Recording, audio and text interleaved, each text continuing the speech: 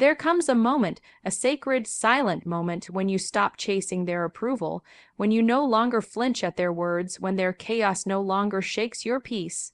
And in that moment, the narcissist realizes they've lost control.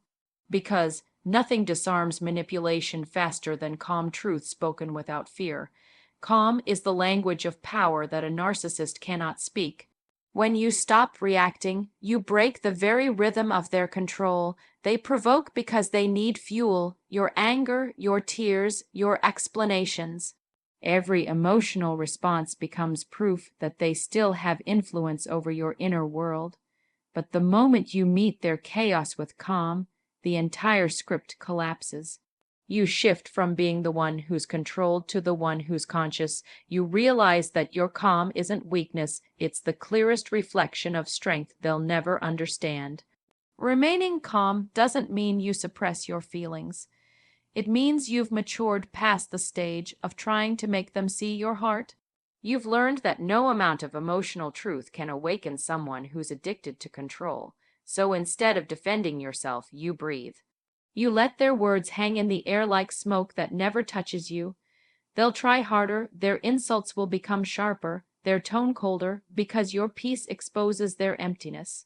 Narcissists are unsettled by what they cannot shake, and nothing is more unshakable than someone who refuses to play the game. Calm is not silence born from fear, it's silence born from self-trust. You no longer feel the need to correct every lie because you know your truth doesn't need defending. When you stop explaining, you starve their ego. When you stop reacting, you take back your time, your energy, and your identity. Narcissists thrive on drama because it makes them feel significant, but your calm removes their stage, their audience, and their applause. In that moment, you become the mirror they can't manipulate, one that reflects exactly who they are without you uttering a word. Staying calm also allows you to see clearly. In the heat of reaction, truth becomes distorted.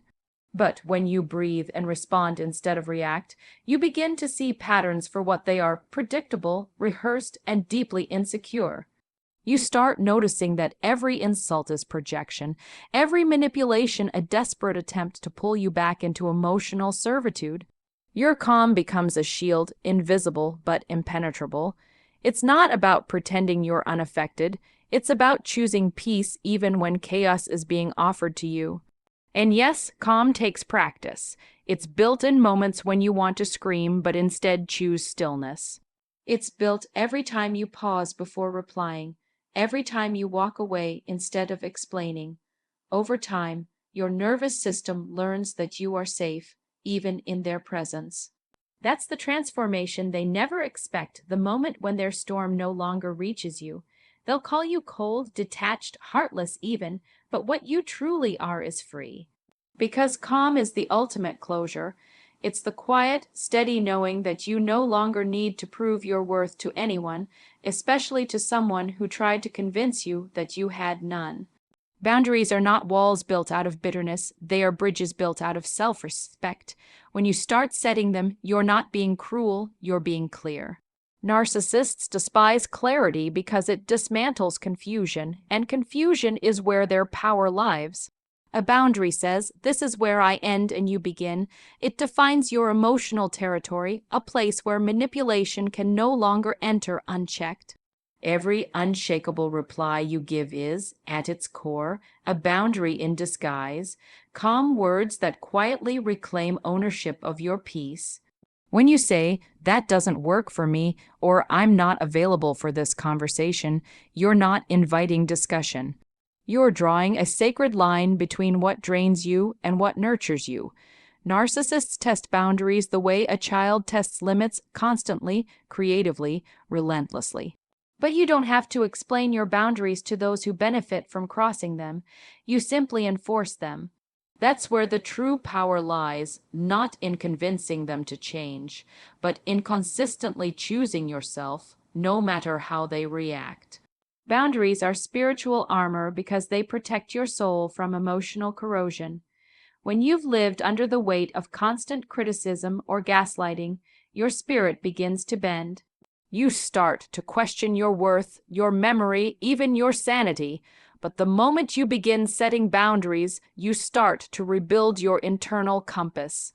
You remind yourself that your feelings are valid, your limits are sacred, and your voice matters. You're no longer available for manipulation disguised as love. You're no longer volunteering for battles that only exist to feed someone else's ego. Setting boundaries isn't about punishing the narcissist, it's about honoring yourself. You don't set them to change their behavior, you set them to protect your peace regardless of their behavior. It's a declaration that you refuse to participate in your own harm, and yes, the narcissist will react. They'll accuse you of being selfish, cold, distant, ungrateful. That's the sound of control slipping away. Their outrage isn't proof that you're wrong, it's proof that your boundaries are working. Boundaries are an act of self-love disguised as restraint. They are not rigid or angry, they're steady and calm. They teach others how to treat you by demonstrating how you treat yourself. Each time you hold a boundary, your nervous system relearns safety. You begin to feel the difference between love and manipulation, between peace and control. You start realizing that you never needed permission to protect your energy, only courage. In the end, boundaries aren't barriers that separate you from others. They are filters that keep what's toxic out so what's true can finally grow. The narcissist may never respect them, but you will, and that's enough. Because the moment you begin honoring your limits, you stop living in reaction to someone else's chaos and start living in alignment with your own peace. Boundaries don't keep love away, they keep harm away so that love, real love, can finally find its way to you. Detachment is often misunderstood. People think it means apathy, indifference, or coldness, but true detachment is none of those things. It's not shutting your heart down. It's learning to keep your peace no matter what someone else does. It's emotional clarity. When you detach from a narcissist's chaos, you stop being the puppet pulled by invisible strings of guilt, fear, or approval. You begin to see their behavior as patterns, not personal attacks. You understand that their words reflect their wounds, not your worth. And that understanding sets you free. The narcissist's power depends on emotional entanglement. They need you to react, to defend, to care deeply about their opinion of you. When you detach, you break that dependency. You stop explaining your heart to someone committed to misunderstanding it. You stop trying to earn the approval of someone who never intended to give it. Instead, you become the observer, not the participant, in their emotional theater. You watch their projections, their accusations, their guilt trips, and you realize, this is not mine to carry. Detachment doesn't make you hard, it makes you healthy. It allows you to choose your responses consciously rather than being swept away by emotion. It's the pause between their insult and your peace. You no longer absorb their anger or take their manipulation personally. When they accuse you, you stay calm. When they withdraw love, you don't chase it. You understand that their withdrawal is not rejection, it's control. And control loses power over someone who's emotionally self-sufficient. Learning detachment often feels like grief. You grieve the version of you that kept trying to be enough. You grieve the dream that if you just loved them right, they'd finally love you back. But out of that grief comes freedom. You start to understand that love without respect isn't love, it's captivity. And when you detach, you're not abandoning them, you're rescuing yourself. You're saying, I can care about you without sacrificing myself in the process. That's emotional maturity. That's peace with open eyes. Detachment is clarity wrapped in compassion. It doesn't mean you stop feeling. It means you stop bleeding for people who cut you. You learn to witness their storms without being dragged into them. You realize you don't have to attend every argument you're invited to. You don't have to fix what you didn't break. Your calm presence becomes a mirror that reflects their chaos, and for the first time, you see just how much of that chaos was never yours to begin with. The beauty of detachment is that it doesn't just free you from the narcissist, it reconnects you to yourself. It brings you back to your center, your breath, your intuition. You stop reacting to the noise and start responding to your own truth. And that's where the healing begins, in the quiet space where their words no longer echo, and your peace finally becomes louder than their manipulation. Self-trust is the quiet rebellion that dismantles a narcissist's entire illusion. When you trust yourself, you remove their favorite weapon, doubt. Narcissists thrive on confusion. They twist your reality until you begin to question your own memory, your emotions, even your instincts. They want you second, guessing everything because a person who doubts themselves is easy to control. But the moment you begin to rebuild self-trust, you start slipping out of their grip. You stop needing their version of the truth because you've reclaimed your own. Self-trust is not arrogance, it's alignment. It's the knowing that your feelings are valid, your intuition is wise, and your perception is real. For too long, the narcissist convinced you that you were overreacting, too sensitive, too emotional. They used your empathy against you, making you feel guilty for even noticing their cruelty. But when you begin to trust your inner voice again, you realize those weren't flaws, they were signs. Signs that your body and soul were trying to protect you long before your mind could understand what was happening. Rebuilding self-trust after narcissistic abuse is like learning to walk again. Every step feels shaky at first. You'll hear their voice echo in your mind, "You're wrong, you're crazy, you're imagining things." But with each moment you choose to believe yourself over their projection, your confidence grows stronger. You begin to differentiate between their manipulation and your intuition. That's where power returns, not through proving them wrong, but through quietly knowing you're right about your own reality. Trusting yourself means allowing your inner compass to lead again. You no longer outsource your worth to their approval. You don't need them to validate your choices, your feelings, or your memories. You stand on the ground of your own experience, and that ground is unshakable. The narcissist will try to drag you back into self-doubt to make you question your healing, but when you truly trust yourself, their words lose weight. Their opinion becomes background noise in a life that no longer revolves around them. Self-trust is also forgiveness, not of them, but of yourself. Forgiving yourself for staying too long, for believing their lies, for losing your sense of self in their storm. You recognize that survival required what it did at the time, but now your healing requires something different, faith in your own voice. Every time you choose to believe your intuition, you repair the bridge that connects you back to your power. And here's the truth: once you fully trust yourself, the narcissist can never control you again, because control only works through confusion, and confusion can't survive in clarity. Self-trust is clarity. It's the calm confidence that says, "I don't need you to agree with me. I know what's real."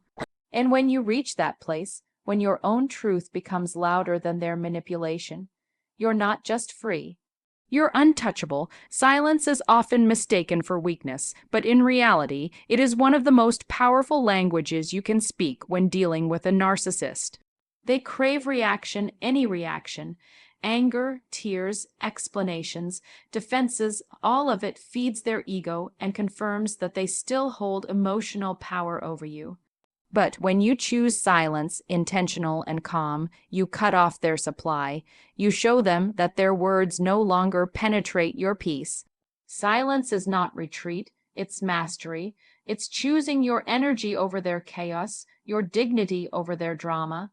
A narcissist thrives on control, and control requires participation.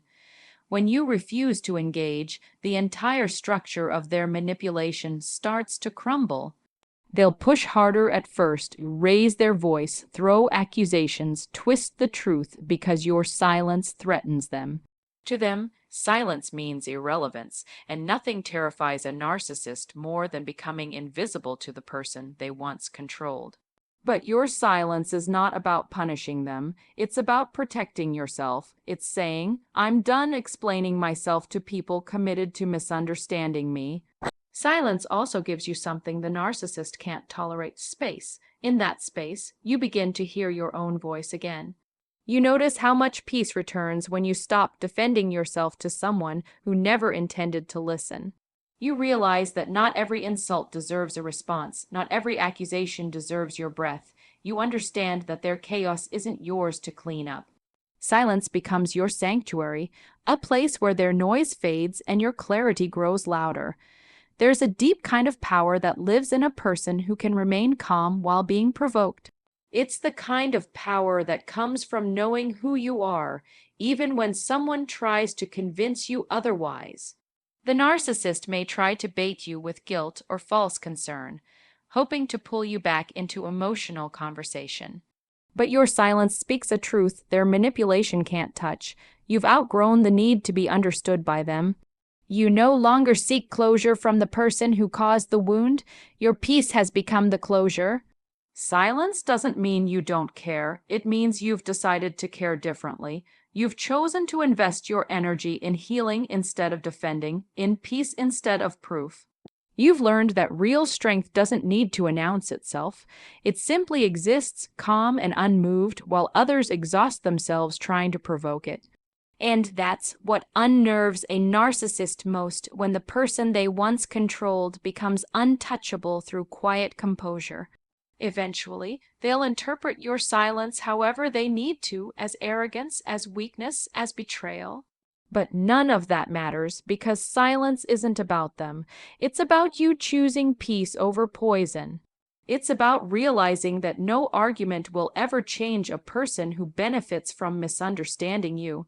Silence is your final word, your boundary without explanation, your calm declaration of freedom. And in that stillness, you win not through words, but through unshakable grace. No is one of the smallest words in the language, but it carries the weight of your entire healing. It is not just a refusal, it is a declaration, a boundary, a reclamation of self. Narcissists hate the word no because it reminds them that they are not in control. They are used to bending others with guilt, fear, or manipulation. When you say no, without apology or justification, you're not just denying their request, you're denying them access to your energy, your time, and your emotional space. It is the moment when you finally stop negotiating your worth. For those who have been under a narcissist's influence, saying no can feel terrifying at first. You've been conditioned to associate refusal with punishment, silent treatment, rage, or emotional withdrawal. You learned that compliance was safety, that pleasing them was peace, but that was an illusion. True peace doesn't come from keeping others comfortable. It comes from staying true to yourself. No is the first word in the language of freedom. It's the sound of you breaking the cycle of people, pleasing and stepping into your own authority. When you say no calmly, you're sending a message that you no longer fear their reaction. You understand that their disapproval isn't danger, it's manipulation. The narcissist will likely push harder. They'll question your loyalty, accuse you of being selfish, or claim you've changed. And they are right, you have. You've changed from someone who needed their validation into someone who knows their value. No becomes your armor. It doesn't need to be shouted. It doesn't need to be explained. Its strength comes from its simplicity. Every time you say no when you mean it, you strengthen your self-respect. You teach yourself that you can survive disappointment, even their disappointment. You begin to realize that peace isn't found in making others happy. It's found in honoring your truth. No isn't rejection, it's redirection. It's how you make space for what's right for you instead of what drains you. It's how you build a life where your needs are not afterthoughts. Narcissists rely on your inability to say no. They expect you to fold under pressure, to explain yourself into exhaustion. But when you simply state no and stop there, you reclaim power they didn't think you had. You're no longer explaining your boundaries to those who have no intention of respecting them. You're enforcing them through action, through calm conviction, and that calm is what truly disarms them. No is not the end of kindness, it's the beginning of self-love. It's the line between your freedom and their control. When you start saying it with confidence, you stop living reactively and start living intentionally. The narcissist may rage, manipulate, or disappear, but you will stand steady, grounded in the truth that your peace is not negotiable. Because sometimes the most powerful word you will ever speak in your healing journey is the simplest one, no.